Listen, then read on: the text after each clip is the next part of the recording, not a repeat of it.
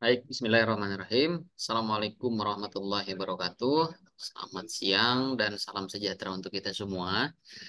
Terima kasih atas kehadiran di awal Vicon pada siang hari ini, Pak Jan. Ya, mudah-mudahan saya selalu, Mbak Sinta, Mbak Atika, dan Kang Fardian. Ya, ini luar biasa sekali. Kang Fardian, penggagas cyber retorik gitu ya, yang membuat website cyber retorik. Baik, Bapak Ibu, teman-teman semuanya, pertama saya mengucapkan karena kita baru bertemu bersahabat, ya saya mengucapkan selamat Hari Raya Natal bagi yang merayakan dan juga selamat Tahun Baru 2024 ya. Mudah-mudahan di tahun baru ini menjadi tahun yang penuh dengan kebaikan juga gitu ya, penuh dengan keberkahan untuk kita semua mengawali segala sesuatunya yang lebih baik lagi gitu ya. Yang memang belum terwujud di tahun-tahun sebelumnya segera terwujud gitu ya. Resolusi di tahun 2024 ini bisa semuanya terrealisasikan dengan baik. Meningkat segalanya, kesehatan, karir, begitupun di dalam proses perkuliahan. Oke, Bapak Ibu teman-teman semuanya, kita bertemu lagi di pertemuan ke-11 pada mata kuliah filsafat yang akan kita gunakan kesempatan kali ini pertama untuk mereview tentang materi dari pertemuan 9, 10, 11 dan yang kedua saya akan mensosialisasikan dan menyepakati bersama ya secara teknis bagaimana nanti pelaksanaan daripada debat gitu ya. Dari durasi waktu, dari teknis pelaksanaannya mungkin ada masukan gitu ya dari teman-teman semua itu silahkan nanti disampaikan. Nah, teman-teman semuanya sudah mengecek ya Mbak Sinta, Pak Jan, Mbak Atika, Kang Ferdian, Pak Mastri, nilai UTS dan UAS, sorry nilai tugas dan UTS ya. Memang untuk nilai atau sorry untuk bentuk UTS itu masih sifatnya sangat normatif gitu ya. Tujuannya agar Bapak Ibu teman-teman yang memang belum dengan serius membaca materi saya arahkan untuk kembali membaca materi gitu ya dan pengerjaan tugasnya juga sudah cukup baik menurut saya ya dari segi teknis penampilan PowerPoint yang disajikan juga dari segi substansi sudah terlihat gitu ya cara berpikir filsafatnya seperti apa gitu ya apa yang disebut dengan cara berpikir kritis cara berpikir radikal gitu ya kemudian juga bagaimana cara berpikir yang komprehensif atau holistik gitu ya. Nah, nanti akan terlihat juga bagaimana Bapak Ibu teman-teman semuanya berusaha menyampaikan argumentasi gitu ya pada saat debat gitu kan berdasarkan dari landasan atau cara berpikir yang apa berdasar pada cara berpikir filsafat gitu ya. Semuanya boleh gitu ya disampaikan argumen-argumen Anda gitu ya. Asalkan itu ada beberapa syarat di dalam kita melakukan proses berpikir. Nah, proses berpikir filsafat itu salah satu syaratnya adalah mampu diterima oleh logika atau logis gitu ya. Eh, Kalau kita membuat suatu asumsi atas dasar logika diri kita itu sah-sah saja, namanya juga filsafat gitu ya.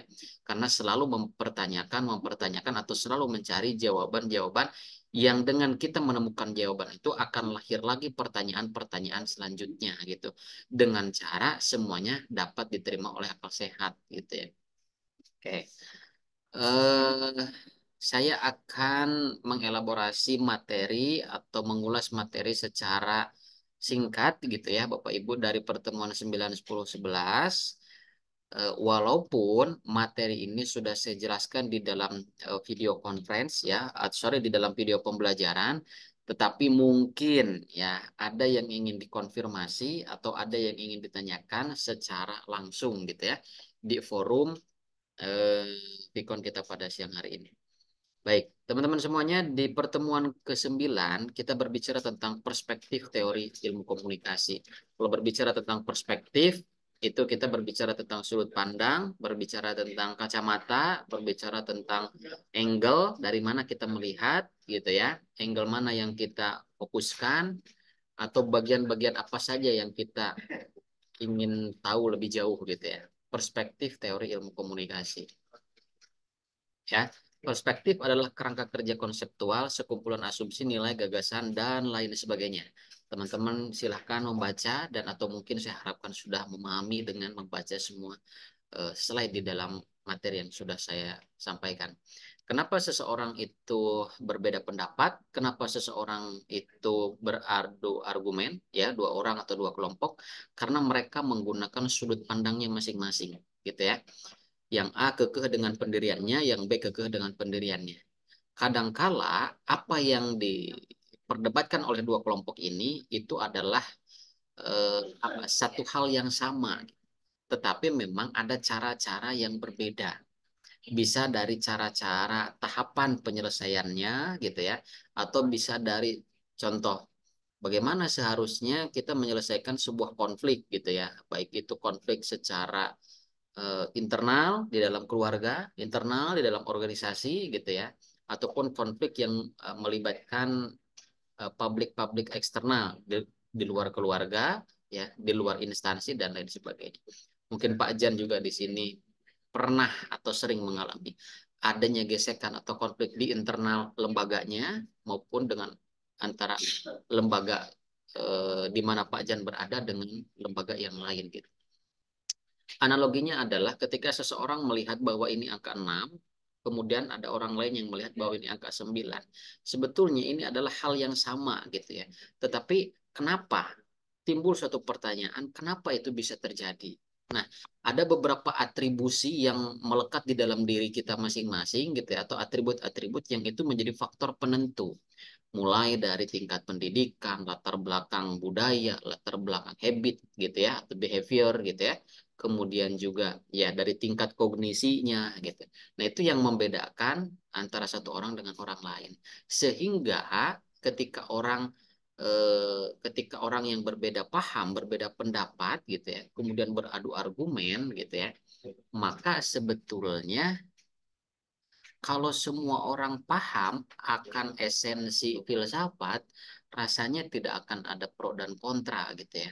Bahwa segala sesuatu yang berbeda itu dipahami sebagai sesuatu hal yang wajar, gitu. Karena filsafat itu kan cinta kebijaksanaan ya, arti daripada filsafat gitu. Nah, kebijaksanaan ini dilihat akan tercermin di dalam diri kita ketika kita dihadapkan pada perbedaan-perbedaan sikap, perbedaan-perbedaan pandangan, perbedaan ideologi dan lain sebagainya. Oke, Anda memilih A, Anda memilih B, Anda memilih C gitu. Tetapi saya tetap dengan pilihan saya di E gitu ya. Nah, tidak adanya kehendak yang dipaksakan di dalam suatu forum itu juga mencirikan bahwa diri kita atau seseorang atau sekelompok orang sudah paham akan esensi daripada filsafat.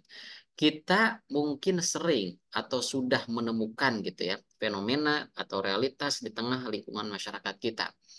Contoh ya, beberapa fenomena yang saya alami, yang saya dengar, yang saya lihat, misalkan di suatu perkumpulan itu komite sekolah gitu ya, adanya wali atau orang tua daripada siswa itu masuk sebagian gitu ya menjadi komite sekolah. Kemudian adanya rapat berembuk gitu ya, adanya pandangan-pandangan. Tetapi dari beberapa orang atau dari beberapa kelompok kekeh dengan pandangannya sendiri. Ketika pandangannya tidak digunakan atau memilih dengan alternatif lain, maka gitu ya sikap-sikap yang tercermin itu tidak menunjukkan kebijaksanaan, bahkan tidak menunjukkan kedewasaan.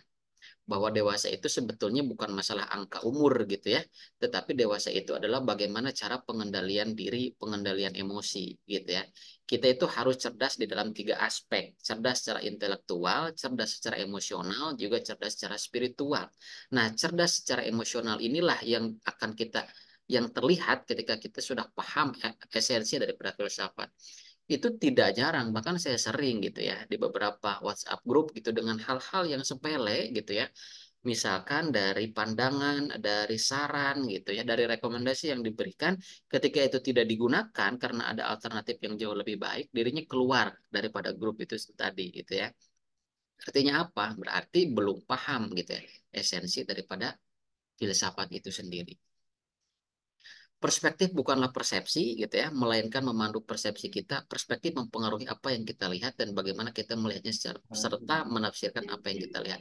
Perspektif adalah kacamata yang kita pakai untuk melihat. Rangga, Jadi bagaimana kita melihat suatu fenomena, suatu sikap, suatu tindakan gitu ya. Contoh yang terjadi akhir-akhir ini belakangan ini, Mbak Sinta mungkin tahu, mungkin yang ya apa yang update gitu ya, yang siapa ya, Arya siapa itu yang di Bali ya, yang mengatakan bahwa garda depan gitu ya, orang-orang yang menyambut di bandara itu tidak tidak usah menggunakan kerudung gitu ya, atau dimaknai seperti itu, tidak usah menggunakan penutup kepala gitu ya. Mungkin kalau kita lihat lagi, oh mungkin ini arahnya ke sini gitu ya, bahwa adanya diskriminasi agama, bahwa yang disebut dengan putra-putri Bali itu mereka yang beragama Hindu saja, sementara di luar daripada itu mereka tidak diakui sebagai putra-putri Bali. Nah, apakah kita akan terprovokasi dengan hal-hal seperti itu gitu ya? Mungkin kalau kita berkontemplasi sejenak, kalau kita paham esensi daripada filsafat, oh mungkin cara berpikirnya berbeda. Oh, karena mungkin latar belakang pendidikannya berbeda gitu.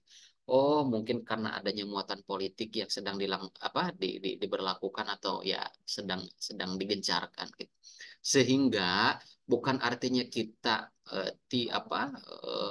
tidak bereaksi atas identitas agama yang kita anut sekarang, tetapi kan bukannya Rasulullah itu mengajarkan kita untuk akhlak, liutamimal makarimal akhlak gitu kan. Sebelum pengetahuan akhlak dulu gitu, perilaku dulu, sifat dulu gitu.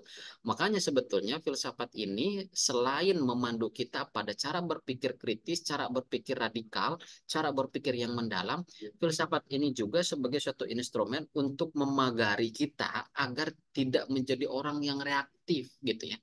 Tetapi kita menjadi orang yang responsif. Tolong dibedakan. Kalau orang yang reaktif itu misalkan ketika hinggap nyamuk di kulit kita, kita seketika merasa gatal lalu menepuknya gitu ya. Itu yang disebut dengan reaktif. Artinya kita mudah dikomporin gitu ya, mudah dipanas-panasin.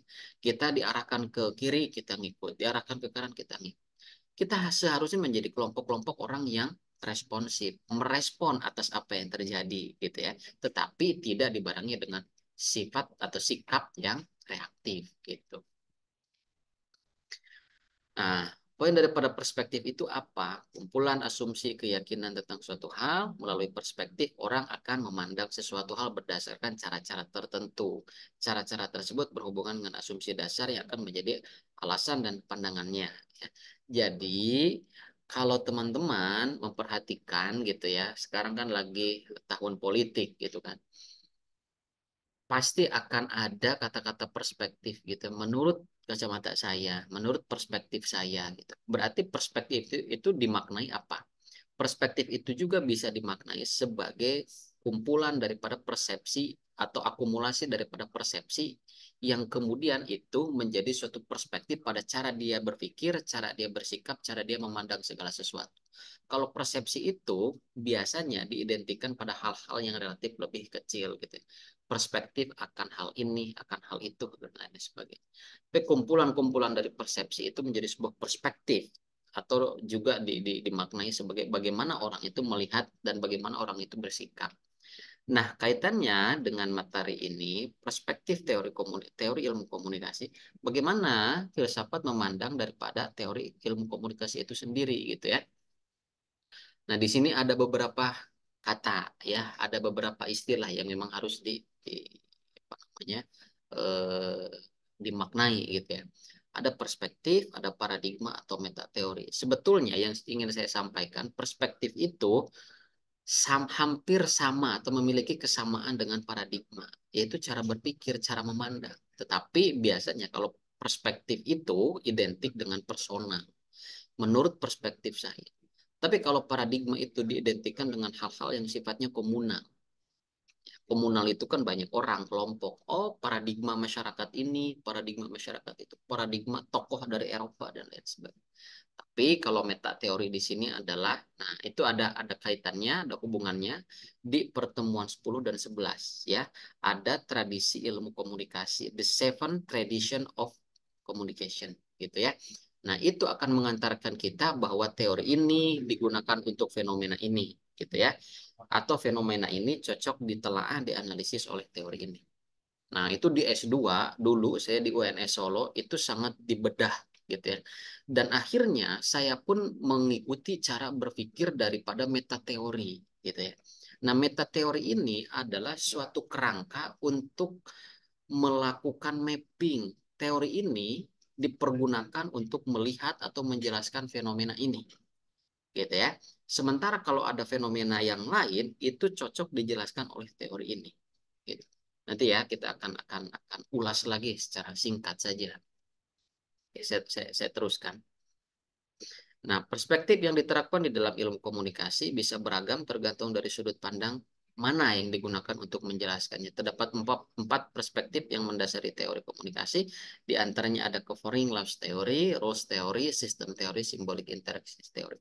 Nah, teori-teori ini sifatnya masih sangat normatif gitu ya. Teman-teman bisa baca gitu ya.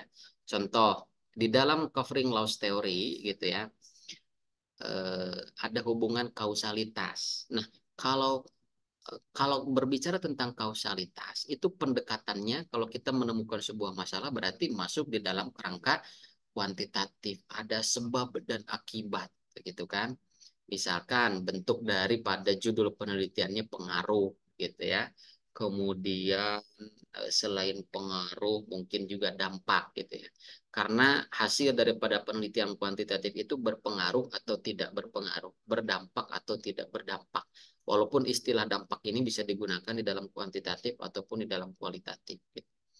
Nah, ini ya berbicara tentang covering loss theory ada hubungan sebab akibat, gitu ya, dan lain sebagainya. Kemudian di sini ada sistem teori, gitu ya, bahwa ada yang disebut dengan sibernetika ya, di dalam salah satu tradisi komunikasi. Bagaimana fenomena komunikasi itu dilihat sebagai suatu sistem yang terencana, gitu ya. Adanya platform media digital, platform media sosial yang diterapkan gitu ya di dalam keseharian kita, baik di dalam lingkungan pekerjaan, di dalam lingkungan perkuliahan, di dalam lingkungan sosial bahkan gitu kan.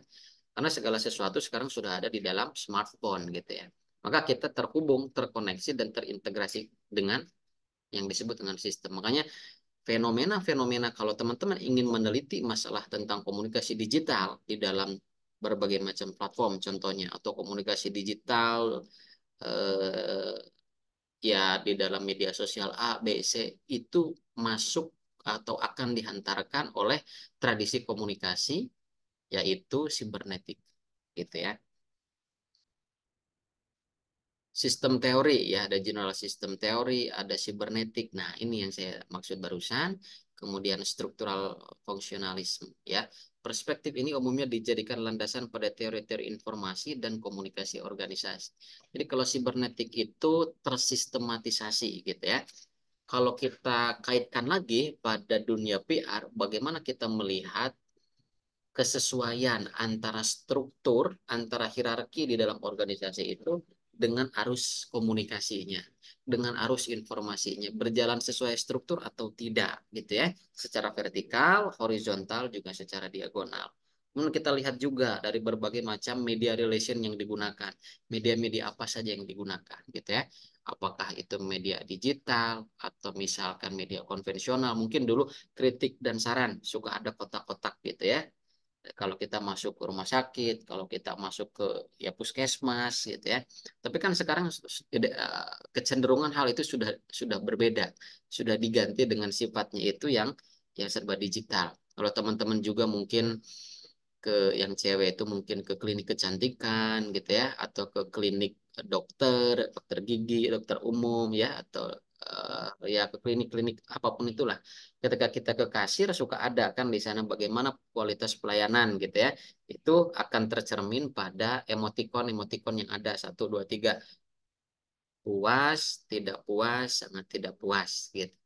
Nah, itu kan kita bisa melihat salah satu bentuk sederhana, bentuk terkecil daripada sistem komunikasi dalam eh, tradisi sibernetika gitu ya. Nah, jadi inti daripada materi ini, filsafat itu melihat teori-teori komunikasi itu sebagai suatu kacamata, ya kan? Nah, kita akan melihat suatu fenomena komunikasi, suatu masalah komunikasi itu dari kacamata yang mana. Pak Jan itu akan melihat fenomena komunikasi itu dari kacamata yang mana. Oh, saya berangkat daripada kacamata politik.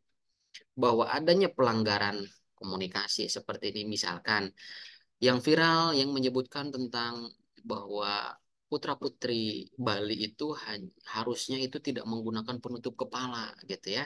Harusnya menggunakan atribut-atribut yang memperlihatkan unsur budaya Balinya, unsur Hindunya. Pak Jan ingin melihat hal itu dari perspektif yang mana? Perspektif politik kah? Perspektif budaya kah? Gitu ya. Atau perspektif-perspektif yang lainnya. Sudut pandang yang mana? Gitu. Ketika melihat itu. Tentu itu akan menjadi pembicaraan kita ya khususnya di dalam media digital, di dalam media sosial dan mungkin nanti akan up gitu ya ke dalam media massa. Apakah ini bentuk daripada penistaan agama gitu ya, bentuk dari rasisme terhadap agama dan lain sebagainya. Kembali lagi ya, jadi filsafat mengantarkan kita tidak mudah, jangan mudah terprovokasi gitu. Tapi kita coba gunakan berbagai perspektif yang bisa yang akan menghantarkan kita pada pemahaman yang jauh lebih luas lagi. Kalau kita menggunakan kacamata politik sekarang boleh, oke. Di satu sisi kita bergeser pada dilihat dari agama bagaimana, kemudian dilihat juga dari budaya bagaimana. Karena ada lagi pernyataan yang kontroversial, ya. Pas nyetir tadi saya lihat gitu ya, pas di lampu merah gitu, bahwa siapa ya Arya tadi ya, saya lupa nama pengajarnya, itu membaca pertanyaan bagaimana ketika pelajar katanya ya kan berhubungan seksual gitu ya. Kemudian statement yang dikeluarkan itu diperbolehkan selama itu menggunakan kondom katanya. Ya kan? Diperbolehkan selama itu menggunakan kondom gitu. Dan itu jangan dibatasi, jangan dihambat. Itu adalah bagi orang-orang yang memilih cara hidup seperti itu kita jangan batasi, jangan hambat katanya. Itu merupakan bagian daripada demokrasi gitu. Ya. Jadi ada statement-statement yang apa ya? Kalau kita kembali pada aliran gitu ya, pada cara-cara paradigma gitu ya, paradigma di dalam menelaah, di dalam membongkar suatu fenomena itu ada paradigma positivistik, ada paradigma konstruktif gitu ya, ada paradigma kritis. Nah, mungkin saja kalau kita berangkat daripada pemahaman filsafat yang cukup luas gitu ya, kita bisa memahami hal tersebut dari paradigma konstruktif. Paradigma konstruktif itu apa? Cara memandang sekelompok orang ketika melihat sesuatu yang di luar daripada kebiasaan, di luar daripada umumnya sesuatu itu terjadi. Makanya dia mengatakan bahwa boleh-boleh saja, sah-sah saja ketika siswa-siswi itu memilih untuk melakukan hubungan seksual di luar daripada nikah. Bahkan dikatakan boleh-boleh saja asalkan menggunakan kondom dan asalkan tidak hamil duluan, katanya seperti itu tadi ya. Dan kalau ingin memilih hidup dengan cara seperti itu boleh kok. Itu merupakan bentuk daripada demokrasi. Ya, coba dicari deh. Saya nggak tahu tadi bukanya di TikTok atau bukanya di IG. Ya, itu. Nah, itu akan menjadi pengetahuan kita, akan menjadi cara akan memberikan referensi yang lebih lagi ketika kita melihatnya dari paradigma konstruktif. Konstruktif itu kan membangun ya, membangun suatu pemahaman, membangun suatu asumsi yang memang itu perlu kita telaah lagi. Nah, cara menelaahnya di dalam filsafat ini, teman-teman boleh merefleksikan cara berpikir sendiri untuk merespon apa yang disampaikan. Boleh gitu ya. Makanya kan ahli-ahli ya kembali lagi ya, jangan bosan. Kembali lagi saya mencontohkan pengamat politik, pengamat budaya, bahkan pengamat micro expression gitu ya. Bagaimana capres saat menjawab pertanyaan dari lawan bicaranya, bagaimana cawapres saat menjawab. Itu kan tentu dari pakar politik, pengamat, micro expression gitu, akan memiliki sudut pandang yang berbeda ya, akan memiliki jawaban-jawaban yang berbeda berdasarkan apa? Oke, selain ilmu yang dimiliki berdasarkan kebebasan di dalam cara dia berpikir, menginterpretasikan cara berpikir filsafat. Ya, itu kembali lagi pada contoh tadi. Kalau kita berangkat daripada paradigma konstruktif, itu menjadi sesuatu hal yang menyenangkan untuk kita diskusikan. Sehingga kita tidak mudah terprovokasi gitu. Tapi kalau kita berangkat dari cara berpikir yang positivistik, nah di awal kita sudah menolak. Ini keluar daripada kelaziman. keluar daripada toleransi agama, keluar daripada toleransi agama, keluar daripada kelaziman atau etika toleransi, gitu ya. Makanya segera desak ini bentuk penistaan agama dan lain sebagainya. Akan terlihat gitu ya, apa yang disampaikan oleh kita juga apa yang terlihat sikap kita ini seperti apa kalau kita berangkat daripada paradigma positivistik.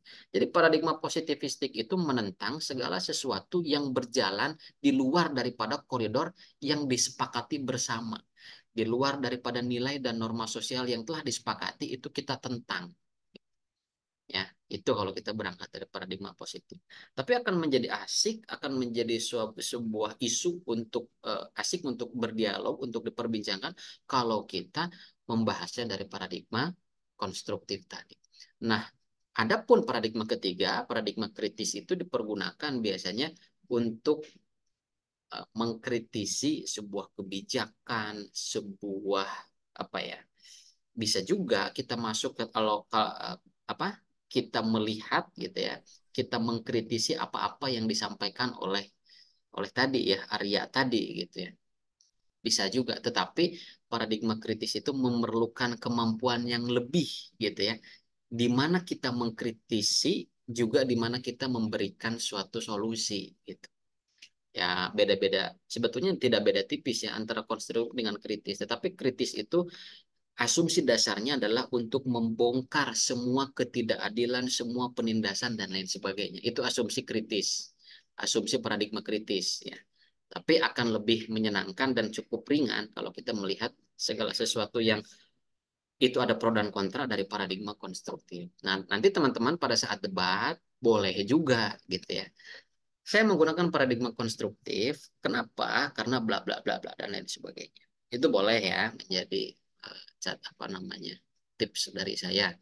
Kalau misalkan teman-teman mau mendapatkan isu ya, isu yang cukup berat untuk dipresentasikan. Sebetulnya saya ini kontra, tetapi saya kebagiannya pro untuk isu ini. Nah, seperti itu ya. Teman-teman kalau ada yang ingin konfirmasi atau ditanyakan boleh ya langsung di tengah saya menjelaskan. Nah, Bapak Ibu semuanya ya, mudah-mudahan masih bisa membersamai ya. Di pertemuan ke-10 ini ada materi tentang tradisi ilmu komunikasi part pertama. Seperti tadi saya jelaskan gitu ya, bahwa tradisi ilmu komunikasi ini dipergunakan untuk untuk mapping teori.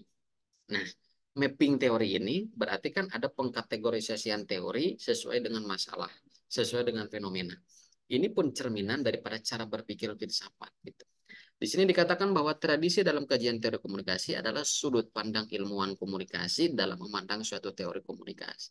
Yang memang istilahnya tradisi gitu ya, tradisi-tradisi komunikasi. Karena komunikasi itu tidak lahir secara tunggal, lahir dari beberapa rumpun ilmu yang ada seperti sosiologi, seperti ekonomi gitu ya, psikologi dan lain sebagainya. Para ahli telah mengelompokkan berbagai teori komunikasi berdasarkan pendekatan yang digunakan. Oke, peneliti apa yang ingin diteliti atau diketahui, apa yang akan diteliti, gitu ya, menentukan metode apa, dan metode yang digunakan menghasilkan berbagai teori yang berbeda. Oke, kita langsung saja ya. Nah, ini ya, ada satu, dua, tiga. Pendekatan teori yang bersifat objektif, pendekatan teori yang bersifat subjektif. Satu, dua, tiga, empat, lima, enam, tujuh. Secara umum, tradisi komunikasi itu ada 7 gitu ya. Pertama sosiologi, kemudian sibernetika. Apa maksudnya daripada pendekatan teori yang bersifat objektif?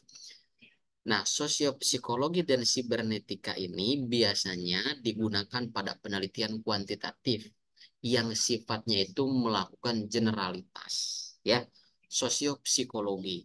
Jadi kita melihat gitu ya, ataupun mencari fakta-fakta, memotret, menggambarkan tentang keadaan psikologi sosial di dalam sebuah masyarakat. Oh, karena dilihat masyarakat ini sebagai masyarakat terpencil dari segi geografis jauh, gitu ya, dari segi demografis karakteristiknya seperti ini, masih menerapkan kepercayaan-kepercayaan leluhurnya dan lain sebagainya, maka cara berkomunikasinya pun berbeda dengan masyarakat pada umumnya. Nah, itulah yang kita gunakan gitu ya untuk memotret, untuk memahami gitu ya gejala-gejala sosial yang melingkupi masyarakat. Dalam tanda kurung berarti kita melihat pada hal-hal yang sifatnya komunal, bukan melihat pada sifatnya yang apa, bukan melihat segala sesuatu yang sifatnya personal, sosiopsikologi. Nah, pendekatan yang digunakan, metode yang digunakan adalah kuantitatif ya, melalui kuesioner. Begitupun sibernetika, gitu ya. Kita melihat hubungan, kita melihat adanya sebab akibat dan sebab, gitu ya. Sebab akibat, ada kausalitas. Kenapa ini terjadi, gitu ya. Baik di dalam sebuah perusahaan, baik di dalam sebuah masyarakat, gitu ya, dan lain sebagainya. Kalau yang di sebelah kanan, pendekatan teori yang sifatnya subjektif itu didominasi atau cenderung kita lihat dari pendekatan penelitian kualitatif. Semiotika berbicara tentang tanda dan simbol, gitu ya. Bahwa sekarang kok sudah terjadi semiotika-semiotika politik, gitu ya. Sebagian orang tidak mau lagi mengatakan amin, contohnya. Berarti kata-kata amin di sini sudah menjadi semiotika, ya. Bahkan amin itu kan merupakan salah satu ritual di dalam ibadah beberapa agama. Contohnya di dalam Kristen juga di dalam Islam. Sebagian orang menghindari kok semiotika amin ini menjadi kobul gitu. Karena kan merefernya kemana amin ini? Merefernya ke paslon nomor satu. Nah, kita bisa melihat ya seperti itu. Kemudian fenomenologi, ya, fenomenologi itu juga apa, digunakan melalui pendekatan apa? Pendekatan personal. Kalau sosiopsikologi itu kita melihat pada gejala-gejala sosial, yaitu yang sifatnya komunal, kalau fenomenologi itu identik untuk membedah, mencari, mengungkap segala sesuatu yang dialami oleh perseorangan, oleh individu. Contohnya Pak Jan. Mohon maaf nih, apakah di Papua atau Jayapura ya? Nah, di sana mungkin Pak Jan ini kalau kita asumsikan pernah ada pengalaman gitu ya, diculik oleh sekelompok orang sebagai contoh. Bahwa Pak Jan ini memiliki sebuah pengalaman khusus. Bagaimana cara komunikasi Pak Jan dengan para penculik itu gitu ya. Misalkan ada ya, apa, diculiklah Pak Jan ini gitu ya, kemudian diasingkan, kemudian ditiadakan dalam arti dari lingkungan sekitar gitu ya, dan kemudian bisa diselamatkan gitu ya, ada oleh Intel dan lain sebagainya. Berarti Pak Jan punya pengalaman khusus, punya pengalaman sendiri yang memang sifat itu bisa di cross check, ada variabel untuk melakukan validasi. Kalau kita berbicara tentang segala sesuatu yang absurd, itu memang belum belum banyak yang apa ya, yang belum banyak yang artinya belum kuat ya. Seperti misalnya, Pak, bagaimana dengan fenomena mati suri gitu ya? Itu kan pengalaman-pengalaman yang luar biasa. Tetapi kan pengalaman itu menjadi sebuah pengetahuan, Pak. Pertanyaan saya, bagaimana Anda melakukan cross check? Bagaimana Anda melakukan validitas gitu ya? Di dalam penelitian itu ada triangulasi data untuk mengcross check, check and recheck gitu ya. Tetapi memang itu akan kita pahami gitu ya di dalam konteks komunikasi transendental gitu ya, komunikasi ketuhanan gitu bagaimana dan sebagainya. Tapi kalau kita untuk memahami fenomenologi secara mendasar, itu pengalaman-pengalaman individu yang memang dirasakan oleh dirinya sendiri dan memang bisa di cross check kebenarannya, bisa dilakukan validasi. Sosiokultural, nah sosiokultural ini melihat pada budaya gitu ya.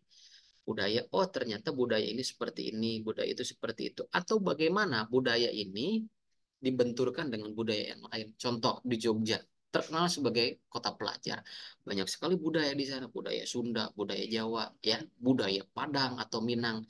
Sehingga banyak sekali judul-judul penelitian, judul-judul skripsi itu adalah eh, apa ya? Seperti culture shock gitu ya. Culture shock mahasiswa di Jogja antara budaya Minang dengan budaya Jawa, antara budaya Papua dengan budaya Jawa gitu ya. Budaya Papua kalau saya analogikan cenderung keras gitu ya. Budaya Jawa yang cenderung lemah lembut. Bagaimana itu bisa kawin gitu ya. Bagaimana itu bisa bisa bersinergi gitu. Retorika dan kritis. Nah, ini 5 pendekatan atau 5 tradisi yang memang digunakan pada fenomena-fenomena yang sifatnya kualitatif. Kita mencari datanya langsung, wawancara dan lain sebagainya. Kalau yang dua tradisi ini biasanya masuk pada kajian penelitian yang sifatnya kuantitatif untuk mengeneralisir. Nah, akan terlihat jelas kan, lebih jelas bahwa filsafat sebagai ibu dari semua ilmu itu mengklasifikasikan ini bagiannya ini spesialisnya ini dan lain sebagainya.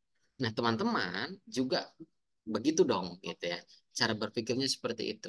Jadi dikategorikan dulu, dibuat mapping dulu dan lain sebagainya. Termasuk kan resolusi di 2024 itu kan melakukan mapping. Tahun ini, bulan ini saya melakukan apa dan lain sebagainya. Pada saat liburan kuliah saya akan kemana dan lain sebagainya. Intinya itu ya. Nah, ini tadi intinya ada tradisi semiotik, ada semantik, sintaktik, pragmatik, ya. Kalau saya menjelaskan secara detail, setiap slide-nya nanti kehabisan waktu, ya. Oke, kita masuk ke pertemuan 11.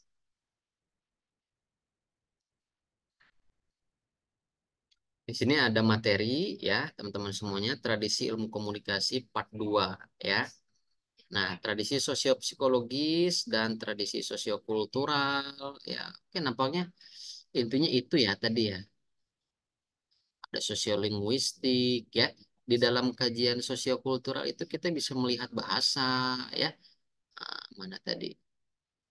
Ya, ada simbolik bagaimana komunikasi simbolik gitu ya. Simbolik itu bisa terlihat juga pada atribut yang digunakan, pakaian yang digunakan. Setiap warna di dalam baju adat itu memiliki makna. Contohnya kenapa baju masyarakat Baduy itu hitam dan pasti ada filosofi dong, ada makna. Kenapa baju adat Sunda seperti ini? Kenapa baju adat Jawa, baju adat Minang gitu ya, baju adat budaya-budaya yang lain. Kemudian bagaimana kita melihat sosiolinguistiknya? Ada pesan-pesan tersendiri gitu ya. Eh, Termasuk kalau di Jawa gitu ya, yang kental dengan tradisi gitu ya. Seperti ada yang disebut dengan Jawa Kejawen gitu ya. Ya dirinya seperti membakar dupa, kemudian berdoa, kemudian ada kembang. Nah, apa gitu ya pesan daripada kembang itu? Apa pesan daripada dupa yang dibakar itu? Maksudnya ini ke dalam etnografi, gitu ya. Etnografi itu melakukan penelitian berdasarkan budaya. Biasanya untuk mencari datanya kita live in gitu ya, tinggal langsung dengan masyarakat tersebut selama 2 minggu, sebulan, 2 bulan. Nah ini etnografi ya. Oke.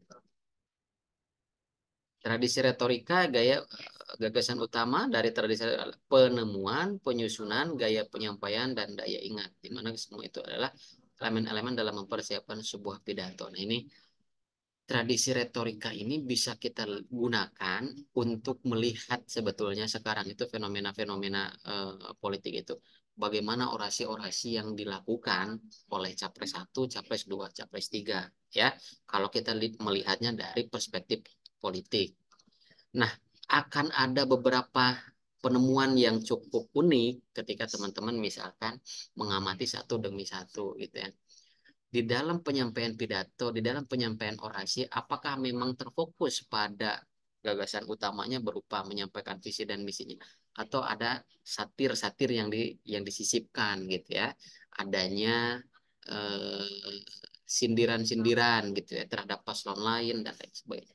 Jadi ini terkait dengan retorika saja gitu ya, terkait dengan penyampaian seperti apa. Kan biasanya judul penelitiannya adalah personal branding. Misalkan Anies Baswedan pada saat kontestasi Pilpres 2024 akan banyak yang lahir gitu ya, skripsi-skripsi yang melihat pada hal-hal yang berbau politik, baik itu personal branding, baik itu strategi komunikasi politik di ruang digital gitu ya, baik itu kampanye gitu ya, teknik kampanye komunikasi, tim ses paslon 2, 3, 1. Nah, itu banyak ya untuk kita lihat sebagai bahan untuk membuat suatu karya penelitian ilmiah. Tetapi intinya kenapa adanya tradisi komunikasi. Tradisi komunikasi itu sebetulnya kalau secara filosofi saya boleh cerita, itu diprakarsai oleh Craig ya. Craig seorang tokoh gitu ya. Tokoh di bidang sosiologi kalau nggak salah gitu ya. Kemudian berkolaborasi dengan eh, saya jadi lupa ya. Aduh, Craig dengan bukunya itu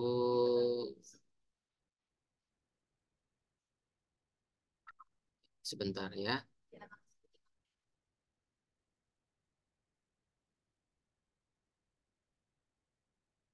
Duh, lupa saya. Pokoknya itu ya, sorry.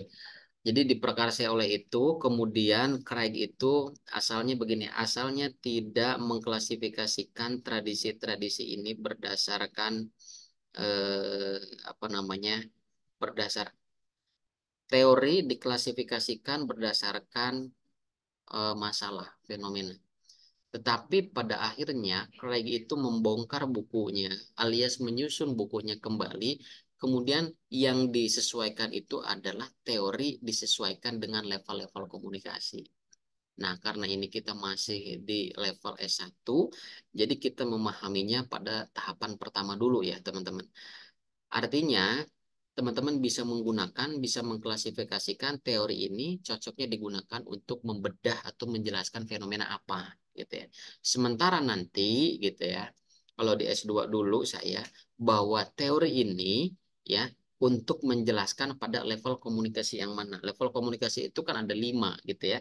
Ada intrapersonal, interpersonal, kemudian kelompok, ya, kemudian organisasi dan komunikasi massa. Nah, jadi ada 3 variabel antara teori, level komunikasi, dan fenomena. Nah, akan disempurnakan menjadi seperti itu. Kalau sebelumnya cuma teori dengan fenomena atau teori dengan masalah gitu ya. Tapi disempurnakan kemudian ya menjadi buku baru bahwa selain daripada fenomena dan teori di tengah-tengahnya itu ada level komunikasi. Jadi menjadi suatu inline gitu. Jadi inline gitu ya antara 1, 2, 3 lebih komprehensif. Teori, level komunikasi dan masalah. Gitu ya, Kak. Kalau ada pertanyaan dari teman-teman langsung saja boleh. Kalau tidak ada, saya izin menyampaikan untuk Pak, boleh boleh boleh Mbak mohon maaf Sinta. Pak. Ya. Gimana? Sebentar. Saya mau nanya ketika pada saat berdebat nanti, paradigma yang digunakan itu apakah harus salah satu atau keempatnya? Karena kalau saya lihat dari topik kelompok saya, kelompok kami, itu lebih tepat dengan paradigma konstruktivisme sih Pak, Ah, ketimbang yang ya, positivistik dan teman-teman lainnya. Menurut Bapak, apakah salah satu atau dicampur gitu atau gimana Pak? Makasih Pak. oke. Terima kasih. Pertanyaan bagus ya. Mana nih sebentar. Saya mau share screen. Tadi saya menjelaskan tentang paradigma bisa digunakan nanti untuk apa? Untuk memperkuat argumen ya, Mbak Sinta ya. Ah, saran dari saya, gitu ya. Saran dari saya. Untuk debat ini kan memang begini, Mbak Sinta sebetulnya dari hati yang paling dalam itu ada di kontra, tapi saya kebagiannya yang pro. Nah, untuk debat kali ini gunakan satu paradigma saja, Mbak Sinta. Karena kenapa? Kita berlatih mau tidak mau, oke, paradigma kita berangkat dari konstruktif, dari positivistik atau dari kritis yang harus menjelaskan tentang fenomena ini, tentang masalah ini. Maka kita akan dipaksa bagaimana mencari data-data meskipun itu berlawanan dengan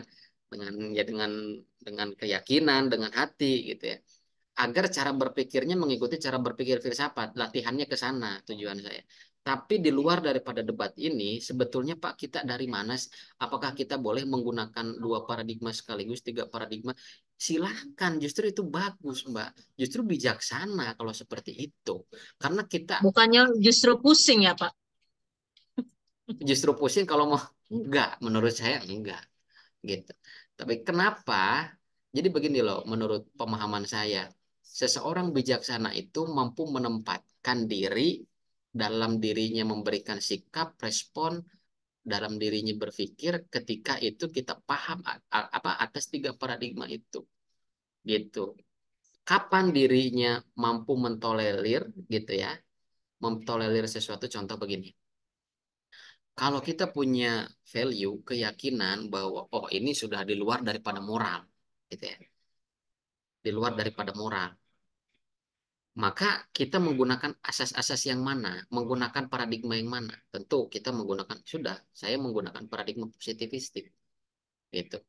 Tapi ada hal-hal yang memang coba deh kita lihat pada paradigma dari paradigma yang konstruktif. Sebetulnya ini tuh bukan menjadi hal yang apa ya, yang mengganggu atau merusak gitu ya pada tatanan nilai dan norma sosial gitu. Tetapi mungkin di balik ini ada apa runtutan argumennya gitu. Jadi eh, ya disinilah Mbak Sinta menurut saya gitu. Perbedaan yang harus kita miliki dengan orang-orang. Ada pemahaman yang lebih gitu, di mana cara berpikir kita gitu ya, cara melihat sesuatu yang kita lihat itu dari paradigma yang mana dulu gitu. Tetapi memang ya, saya juga menemukan fenomena dosen saya seorang profesor tuh masih apa ya, memeluk atau memegang paradigma konstruktif gitu. Itu terbentuk pada saat dirinya studi di Prancis gitu. Di Prancis kan apa ya, beda ya nilai dan norma sosialnya. Seorang laki-laki Iya, berpakaian seperti perempuan pun nggak masalah, it's okay gitu. Tapi iya, saya kebiasaan juga suka itu, paradigma itu sih, Pak. nah, oh seperti itu ya, oke, nah itu menarik sih kalau kayak gitu, makanya suka paradigma itu. Tapi Mbak Sinta kalau ya apa ya, di antara tiga paradigma ini mau dan mampu mengaplikasikan nggak kira-kira? Kadang Mbak Nah, itu Sinta, saya harus belajar lagi, Pak. oh gitu. Oke, nggak masalah. Tapi sementara jawaban saya untuk nanti debat gitu ya, boleh berargumen paradigma dari kelompok Mbak Sinta itu dari paradigma yang mana. Sehingga itu akan menjadi contoh ya. Ini nih. Nah, oke. Misalkan ya, demosi yang pertama, perlukah hukuman mati pada pelaku kejahatan seksual? Kalau kita berangkat pada paradigma positivistik, perlu dong, gitu. Itu akan menjadi landasan yang cukup kuat ketika teman-teman memberikan argumen. Selain argumen yang kuat, berangkat dari paradigma apa dulu, gitu. Nah, kebalikannya yang kontra, konstruktif. Tidak perlu dong, gitu ya. Ada HAM di dalamnya, gitu ya. Bagaimana dengan ya pelaku-pelaku sebelumnya gitu terkait dengan keadilan sosial juga gitu ya ketika ini akan diberlakukan dari tahun sekian gitu bagaimana dengan nasib pelaku-pelaku seksual sebelum ya itulah silakan nanti dibuat argumennya ya jadi kembali pada jadwal kita ini kita sepakati ya jadi jadwal presentasinya selama 3 minggu ke depan ya kita akan adakan Vicon setiap hari Kamis pukul 7 malam. Apakah ini bisa disepakati, teman-teman? Apakah ini menjadi waktu yang cukup pas, gitu ya, cukup efektif, di mana teman-teman sudah pulang kerja dan sudah bisa mengikuti debat dengan baik, gitu ya. Dari Mbak Sinta kira-kira gimana? Aman, Pak. Aman ya. Dari Pak Jan juga bisa ikut ya, bisa mengikuti ya Pak ya. Jam Boleh, 7 boleh. malam waktu Indonesia Barat. Mungkin menyesuaikan kalau Pak Jan. Mas Tri juga aman ya. Oke. Jadi di pertemuan depan kelompok yang akan presentasi itu adalah kelompok 1, 2, 3 dan 4. Ya, 1 berhadapan dengan 2, 3 berhadapan dengan 4 dengan mosinya masing-masing. Kemudian ini menjadi proyek UAS ya teman-teman semuanya. Jadi pada saat presentasi nanti, debat nanti ya bukan presentasi, teman-teman akan saya nilai ya secara personal juga secara kelompok dong gitu. Di mana nanti akumulasi daripada nilai itu menjadi UAS. Tetapi tidak hanya sebatas di sana. Teman-teman saya arahkan untuk membuat video tapping ya. Video tappingnya cukup mudah ya. Jadi setelah melakukan debat, setiap kelompok membuat video tapping dengan durasi 5 sampai 10 menit sudah cukup mengenai resensi materi debat yang diunggah ke YouTube dengan ketentuan sebagai berikut. Setiap kelompok membuat presentasi atas topik yang diperdebatkan. Apa mosinya ya? Isi materi presentasi tidak lagi menjelaskan tentang pro dan kontra, tetapi menyimpulkan materi yang diperdebatkan. Kalau di dalam debat nanti tidak ada kesimpulan ya, teman-teman ya. Seperti kita lihat pada debat capres atau debat-debat yang lain, tidak ada kesimpulan dari isi debat. Atau pada acara-acara di TV gitu ya, seperti ILC gitu ya, seperti dua sisi dan lain sebagainya, itu relatif tidak ada kesimpulan. Nah, tugas teman-teman, silakan nanti resensi materi berdasarkan apa yang disampaikan kelompok sebelah ya, lawan kita. Misalkan kita pro, mereka kontra. Jadi nanti ada satu orang yang bertugas, silakan bagi-bagi tugas. Harus ada yang mencatat apa sih poin-poin penting yang menjadi bahasan pada debat kita pada malam hari ini gitu ya. Dan pada saat presentasi tidak lagi menyampaikan kami pro dengan itu, kami kontra, tetapi teman-teman berusaha merangkai, menggabungkan gitu ya, ataupun bisa menyimpulkan dari mosi gitu. Contoh, Mbak Sinta mosinya apa? Kelompok berapa? Pro LGBT, Pak. Oh, di pertemuan ke-14, LGBT fenomena yang ditolerir ya, atau itu Iya, LGBT betul. Iya, fenomena yang betul. tidak bisa diterima. Nah, kelompok Mbak Sinta tidak lagi mempresentasikan ya, membuat konten lah. Kalau presentasi terlalu kaku, tidak lagi dirinya berbicara tentang pro dan kontra, menyimpulkan hasil daripada apa yang diperdebatkan. Nah, tampilan presentasi dibuat semenarik mungkin, boleh menggunakan PowerPoint ataupun tanpa PPT ya.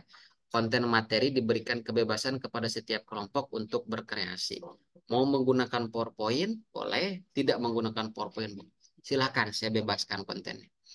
Presentator adalah semua anggota kelompok, ya, tidak perwakilan kelompok. Secara dikemas secara ringan boleh. Mbak Sinta lagi bikin apa ya, ya tapping secara informal gitu ya, lewat pakai HP, pakai kamera, lagi duduk, kemudian dikolasekan, digabungkan dengan apa yang disampaikan oleh teman-teman karena tidak memungkinkan gitu ya, karena berbeda jarak dan waktu gitu boleh. Link video presentasi disimpan untuk submit pada saat UAS. Ya, jadi ada 3 penilaiannya: penilaian presentasi secara individu, presentasi secara kelompok gitu ya. Kalau ada kelompok yang tidak presentasi juga, yaitu menentukan nilai kelompok. Ada anggota kelompok yang tidak hadir juga menentukan nilai kelompok. Dan pada saat tapping nanti hasil ya, kesimpulan daripada materi di yang disampaikan ya. Ya, etika debatnya pertama mengumpulkan informasi berupa fakta yang mendukung argumen. Tentu ini mencirikan cara berpikir filsafat mampu diterima oleh logika logis ya. Menyatakan argumen dengan bahasa yang santun, tidak menyerang personal, tidak menyerang fisik gitu ya. Tidak menyerang personal, tetapi yang diserang boleh gagasan, boleh pendapat, boleh argumen gitu ya. Kemudian menyatakan sanggahan dengan bahasa yang santun, tentunya nanti pada saat apa namanya, debat. Kemudian menyatakan argumen-argumen yang logis, tidak menyatakan pernyataan negatif mengenai pribadi pihak lain atau kelompok lain. Aturan debatnya, debat dilakukan antar kelompok sesuai dengan jadwal. Setiap kelompok debat hadir dalam Zoom tepat dengan waktu ya, tepat waktu ya, jam 7 malam. Setiap anggota kelompok berperan aktif dalam debat. Debat dipandu oleh moderator, yaitu saya sendiri ya. Pelaksanaan debat dibagi menjadi 2 sesi. Sesi pertama di 15 menit pertama. Masing-masing kelompok menyampaikan argumennya sesuai dengan mosi yang diperdebatkan. Ya, kelompok kontra dan kelompok pro. Sesi kedua, masing-masing kelompok saling memberikan pernyataan, pertanyaan atas mosi yang diperdebatkan. Jadi mosi pertama itu, andai kata kelompok Mbak Sinta ada 5 orang. Kemudian Mbak Sinta ini pro tentang LGBT. Satu ngomong pro, datanya ini. Kemudian kedua ngomong pro fenomenanya ini, kemudian ketiga ngomong pro regulasinya ini, keempat ngomong pro budaya di Indonesia memang mendukung gitu ya, kelima ngomong pro memang menjadi hak asasi manusia. Nah, setelah itu kan tentu nanti akan selang-seling nih, pro satu orang, kemudian yang apa dijawab oleh kontra yang satu orang pro dan lain. Setelah itu di sesi kedua masing-masing kelompok itu saling memberikan pertanyaan kepada kelompok yang lainnya. Yang harus disepakati apakah satu sesi terdiri dari 15 menit dan dua sesi berarti menjadi 30 menit ini menjadi waktu yang cukup, cukup proporsional atau terlalu sebentar atau terlalu lama kira-kira menurut teman-teman. Mbak, Eh, dari presentasi masing-masing kelompok itu 15 menit ya, Pak? dua kelompok 15 menit Ya. itu. Jadi jadi total 30 menit ya. Total 30 menit. Baik, Apakah itu sesi terlalu tanya jawabnya tanya jawabnya juga 15 menit? nggak apa-apa sih, Pak. Nggak apa-apa ya. Iya. Atau begini sebagai alternatif ya. Maksimal 15 menit sampai 20 menit gitu ya. Karena kan ini waktunya sudah waktu yang singkat. Waktu santai artinya teman-teman sudah di rumah. Oke, kalau gitu kita sepakati ya 15 sampai 20 menit. Total kalau misalkan 20 menit, 20 menit berarti dua kelompok itu 40 menit. Ya. Kemudian di kelompok selanjutnya dengan mosi yang berbeda berarti total 80 menit. 2 jam kurang gitu ya. 10 menit, 1 jam setengah gitu ya, 1 jam setengah. Oke. Nah, dan debat ini terbuka untuk umum. Teman-teman boleh share ke teman-teman yang lain gitu ya. Silakan untuk menyemarakkan suasana gitu ya, untuk memberikan dukungan gitu ya. Buat yel-yelnya juga boleh gitu ya. Dan ini juga nanti akan saya undang gitu ya, para dosen untuk bisa eh, ikut hadir bagi yang memungkinkan. Gitu. Saya akan beritahu mereka, para dosen komunikasi khusus. Oke, sejauh ini persiapannya sudah sampai mana kelompok Mbak Sinta dulu? Sejauh ini persiapannya sudah menyelesaikan tugas dari Pak Iksan. Dan Oke, tadi pas Pak Iksan ngajar, saya langsung cari-cari paradigma yang sesuai oke. dengan Nah, tugas itu tadi. sebagai kekuatan lagi ya, kekuatan tambahan ya Mbak Sinta. Oke, kemudian juga tolong dipersiapkan anggota kelompoknya untuk lebih kompak lagi, Mbak Sinta, gitu ya. Dipersiapkan strategi-strategi apa. Kita kan mungkin sudah tahu, oh lawan kita ini si A, si B. Ini agak ngeyel nih, ini agak keras kepala, boleh gitu ya, dipersiapkan. Gitu. Nah, itu Pak, untuk juri bicara kelompok ada berapa orang, Pak?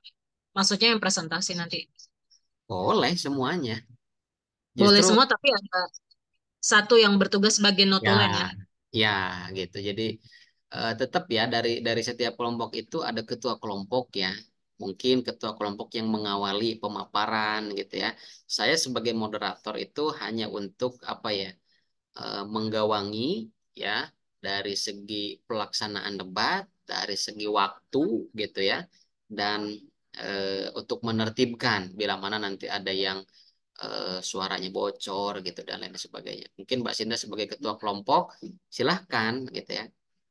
Dan diharapkan on cam semua kalau misalkan ingin terlihat lebih kompak menggunakan background yang seragam gitu ya, background di Zoom-nya gitu dan lain Pelangi sebagainya. dong.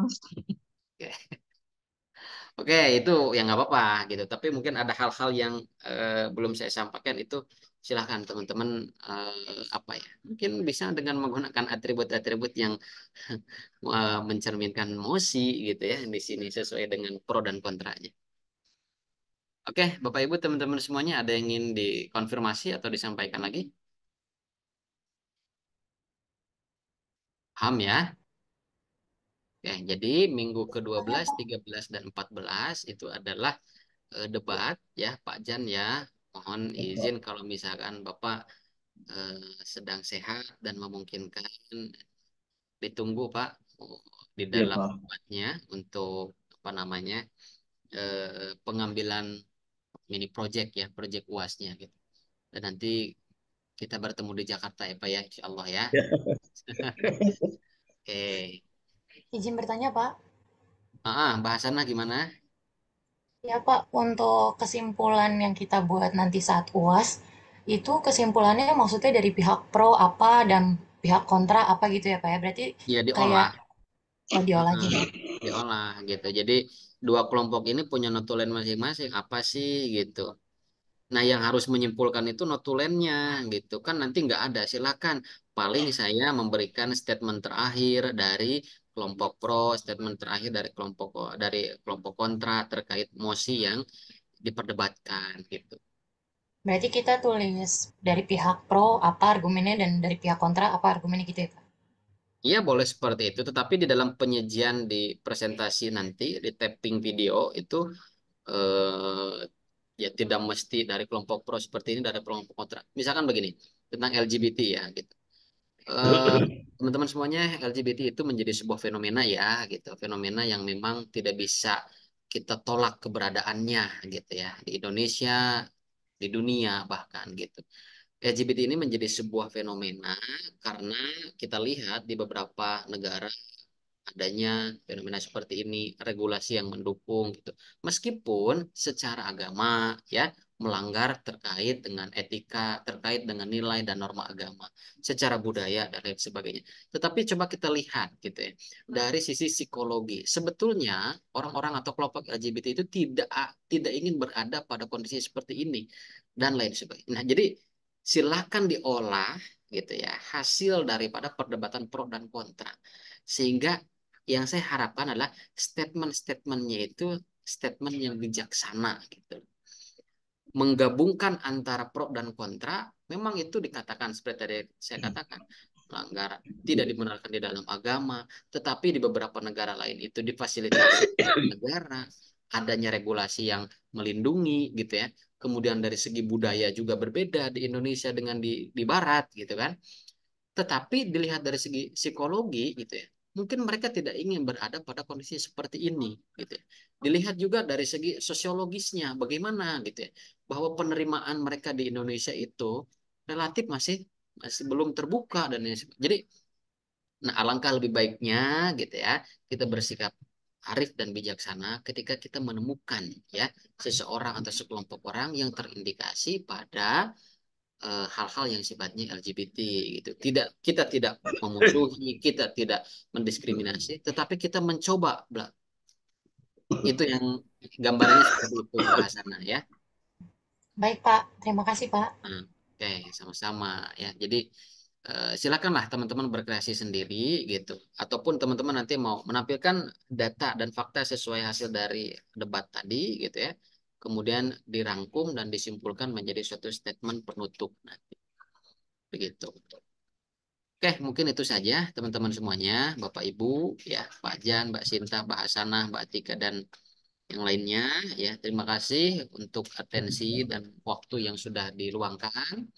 Mudah-mudahan sehat selalu. Sampai bertemu lagi kita di Vicon minggu depan, hari Kamis jam 7 malam. Ya, mudah-mudahan apa yang saya sampaikan minimal sedikit lah ada manfaatnya untuk kita semua. Terima kasih, saya aturkan. Selamat siang. Assalamualaikum warahmatullahi wabarakatuh. Waalaikumsalam. Salam. Makasih Waalaikumsalam Pak. warahmatullahi Selamat sore, sampai wabarakatuh. ketemu. Terima kasih, Pak.